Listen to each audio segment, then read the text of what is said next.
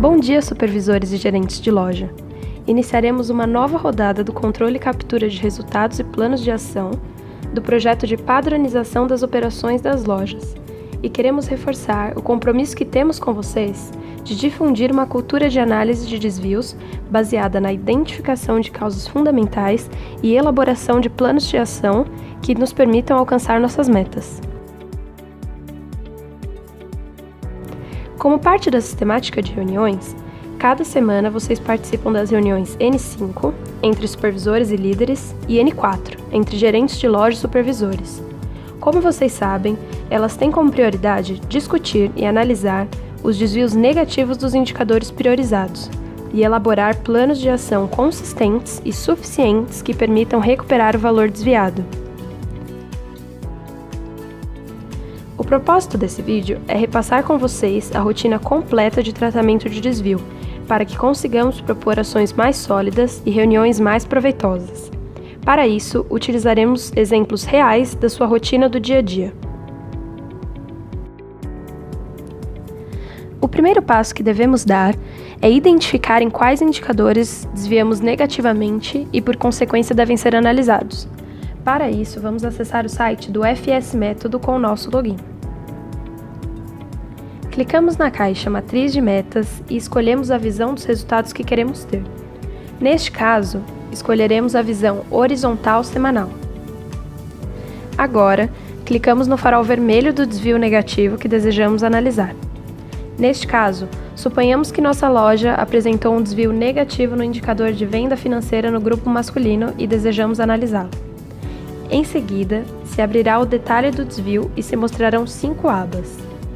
O segundo passo é realizar a análise de causa, que basicamente é identificar as causas raiz e fundamentais, a partir do levantamento de causas.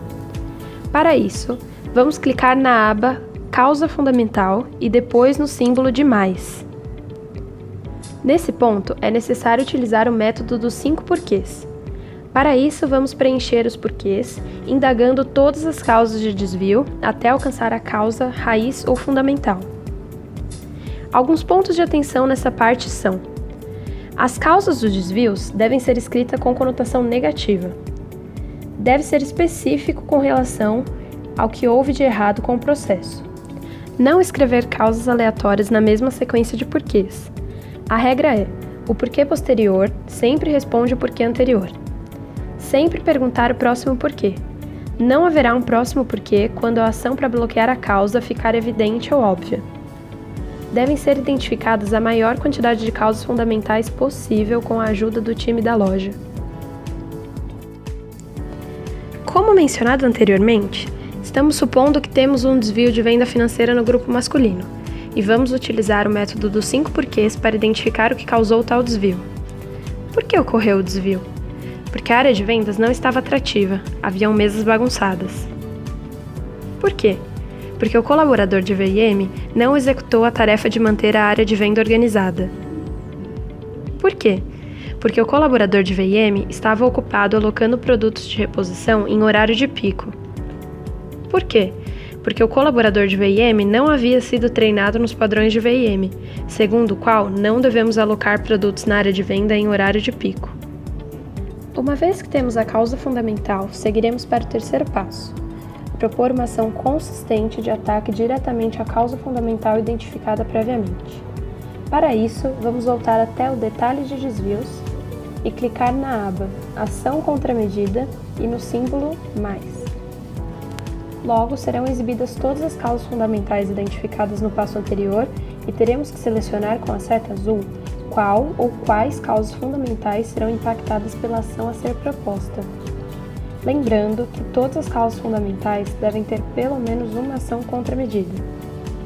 Em seguida, seguiremos alguns campos obrigatórios a serem preenchidos. O primeiro é o campo O que se refere à ação. É importante levar em conta que toda ação deve obrigatoriamente começar com o verbo no infinitivo. Uma ação obrigatoriamente altera algo em um processo. Se não mudar nada, não é ação e nem deve ser escrita. Não colocar comentários ou observações que não sejam verdadeiramente ações. usar verbos que denotem ações concretas e caracterizem bem o que está sendo proposto. Não confundir ações, o que fazer, com objetivos, para que fazer. Evitar utilizar os verbos sensibilizar, garantir, assegurar, avaliar, reunir, cuidar, reduzir, aumentar, atingir e manter. Não usar verbos no sentido de passividade, como aguardar ou esperar. Quando a ação envolver demanda direcionada a outra área, é necessário escrever obter tal coisa junto a tal área. Neste caso, vamos selecionar a causa identificada previamente e preencher o campo O que com a ação treinar o colaborador de VIM no processo planejar VIM. Vejamos que a ação é concreta e ataca diretamente a causa. O segundo campo é quem. Na maioria das vezes, o responsável deverá ser o supervisor responsável pelo indicador. Pensando na facilidade para gerenciar os planos de ação, recomenda-se o mínimo envolvimento de pessoas externas à unidade gerencial.